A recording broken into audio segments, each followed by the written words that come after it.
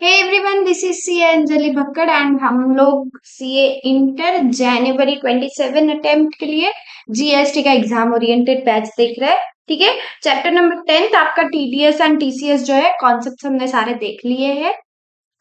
अभी question bank देखते हैं। ठीक है। If you want this question bank, नीचे डिस्क्रिप्शन में मेरे टेलीग्राम चैनल का लिंक दे रखा है, वहां से आप क्वेश्चन बैंक डाउनलोड कर सकते हो। ठीक है।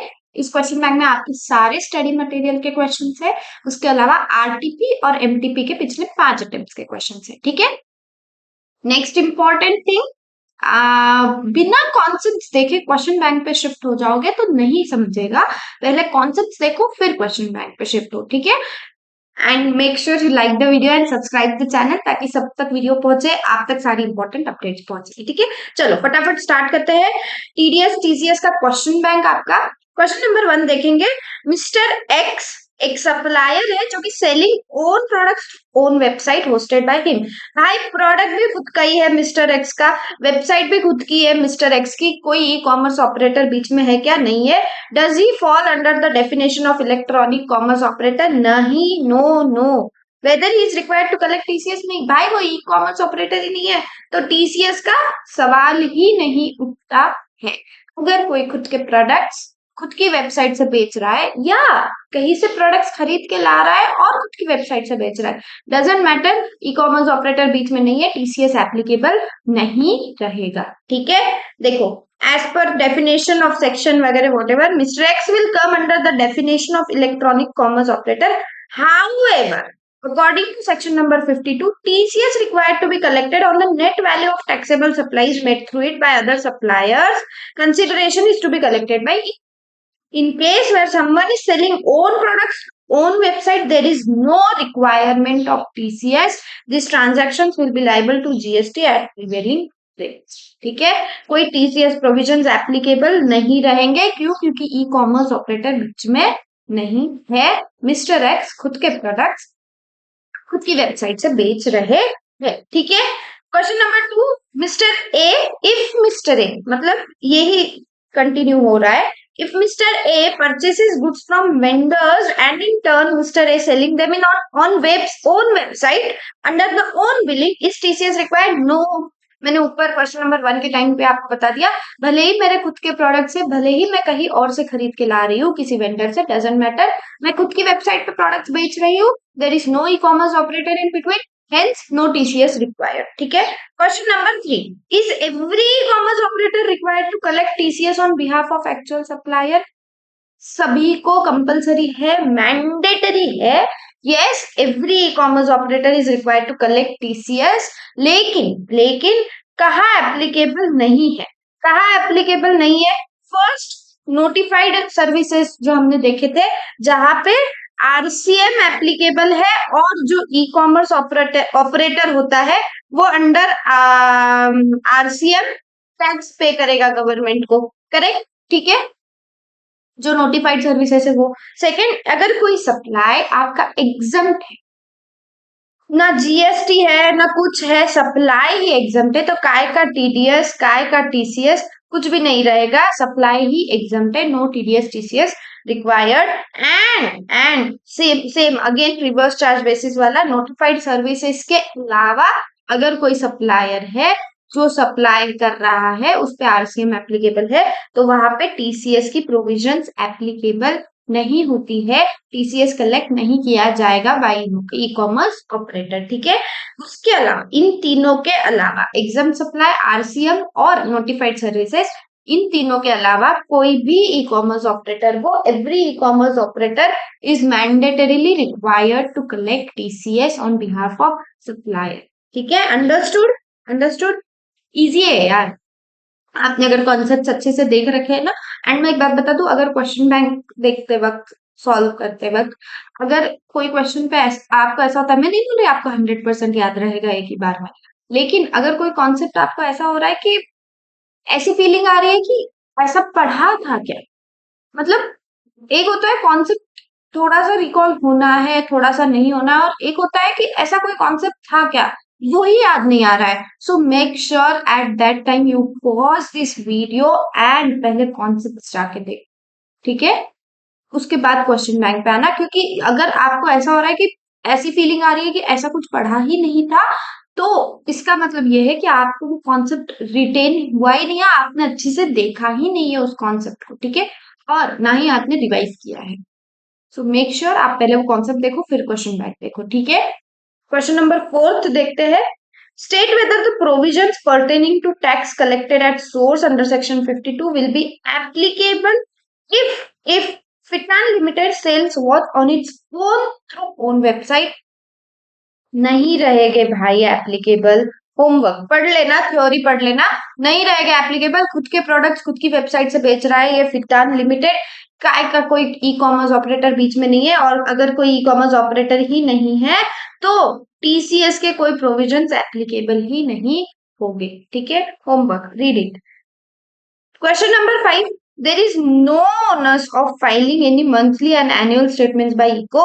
Examine the technical veracity of the statement by explaining relevant provisions. क्या है इसका मीनिंग? क्या ई कॉमर्स ऑपरेटर को कोई मंथली और एनुअल स्टेटमेंट फाइल ही नहीं करना पड़ता है क्या? क्या ये स्टेटमेंट टेक्निकली करेक्ट है क्या? नहीं, हमने देखा था ई कॉमर्स ऑपरेटर जीएसटीआर 8 फाइल करता है मंथली। क्या ड्यू डेट है? 10th of succeeding month। 10th of succeeding month is their due date। उसके अलावा वो एनुअल रिटर्न भी फाइल करता है। कब फाइल करेगा वो एनुअल रिटर्न? क्या ड्यू डेट है? वो ड्यू डेट है 31st December of financial year following the financial year, following the current financial year. मतलब अभी चल रहा है 2026-27, तो ड्यू डेट क्या हो गई? Due date would be 31st December 2028, ठीक है। अभी चल रहा है मंथ जुलाई, तो अभी मंथ चल रहा है जुलाई, तो ड्यू डेट क्या हो गया? 10th of August 2026, ठीक है, ठीक है। तो ये स्टेटमेंट जो है इनवैलिड है, ये कोई सही स्टेटमेंट नहीं है।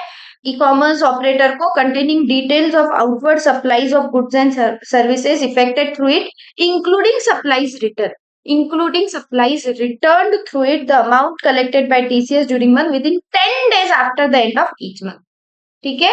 एडिशनली उसको मैंडेटरी है एनुअल स्टेटमेंट भी फाइल करना पड़ता है ऑन और before 31st December of following the end of financial year.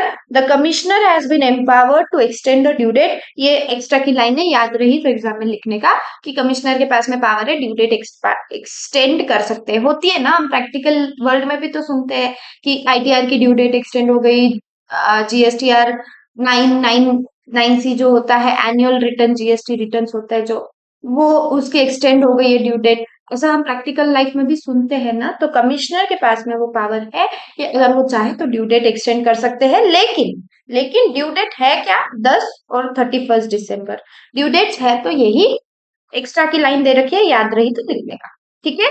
State whether provisions pertaining to TCS will be applicable if ABC limited. ABC limited एक डीलर है of royal brand sells watches through Flipkart and electronic commerce operator. अभी पूछा ना इन्होंने सही question.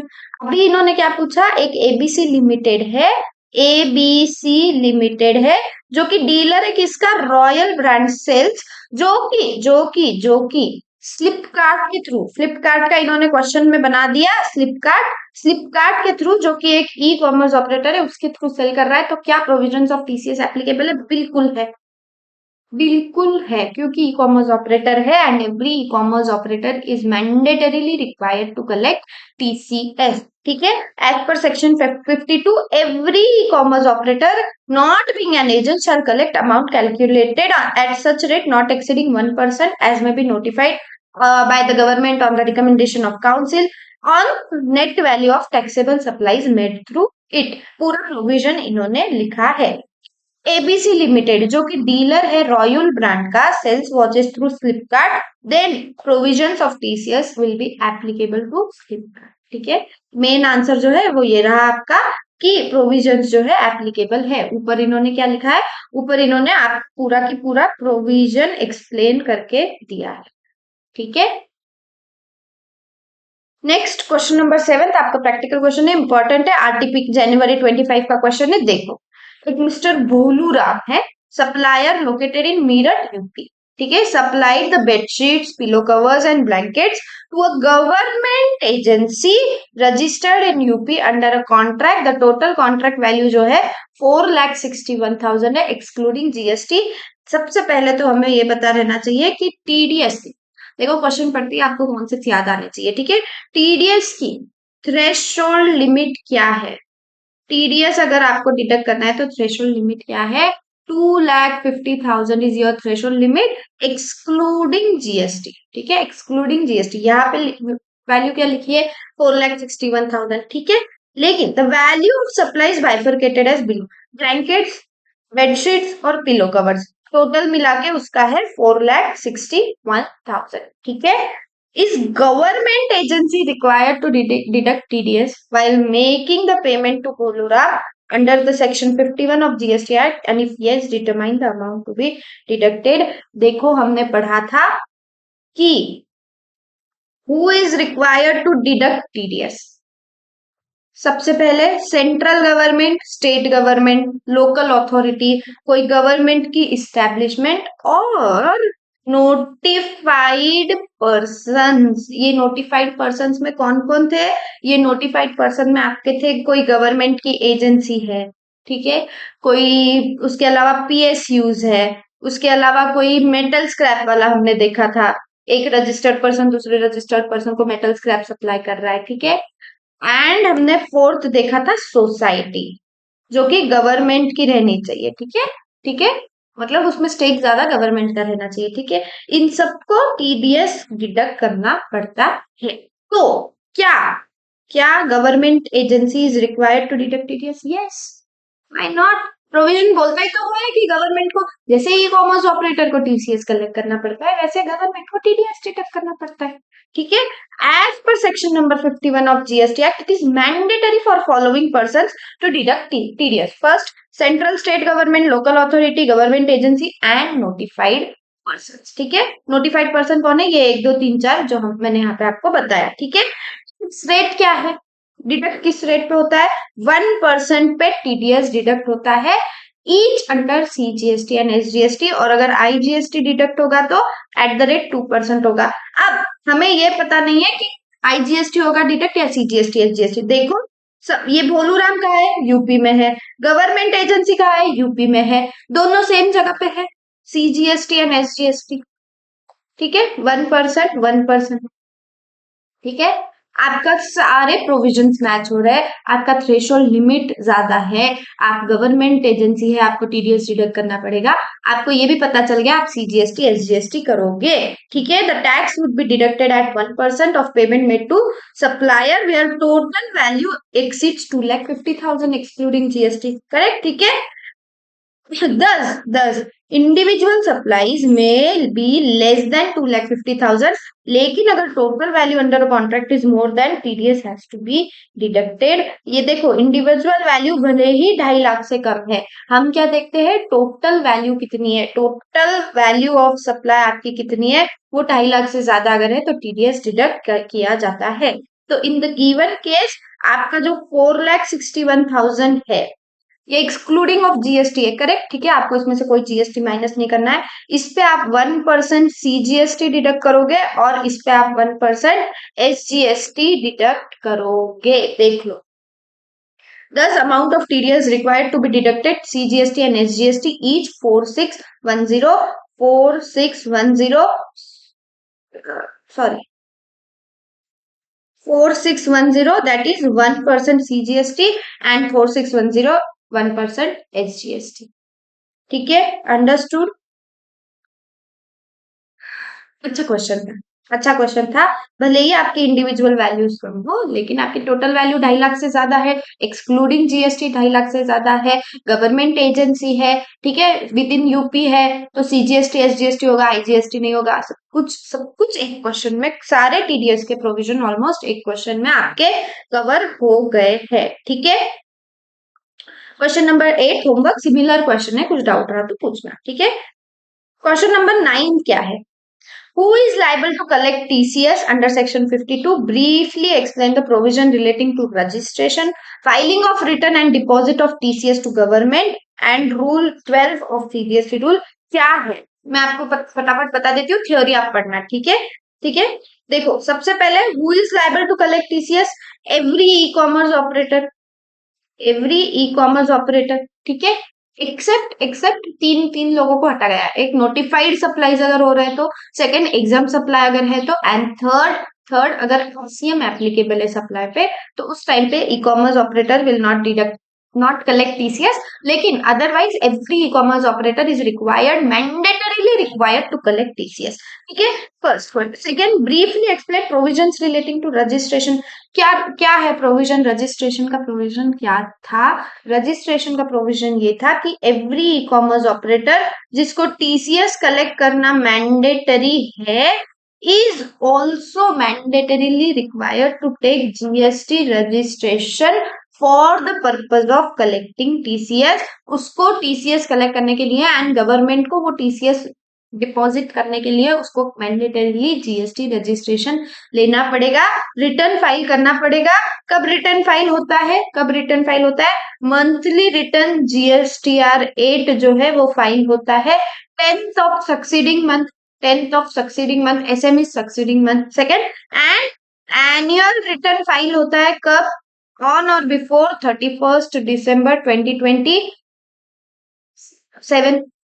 अभी क्या चल रहा है? 2028, सॉरी, हाँ 2027, सॉरी सॉरी सॉरी, अभी चल रहा है 26-27, तो 2027 31st December, that is following the end of financial year, आप एनुअल रिटर्न फाइल करते हैं, ठीक है? Next, deposit of TCS to government. हाँ, डिपॉजिट करना पड़ेगा, 10th of succeeding month is due date, ठीक है? नहीं किया तो इंटरेस्ट एट द रेट 18%, नहीं किया तो, ठीक है, डिले किया तो। हो गया, सब हो गया।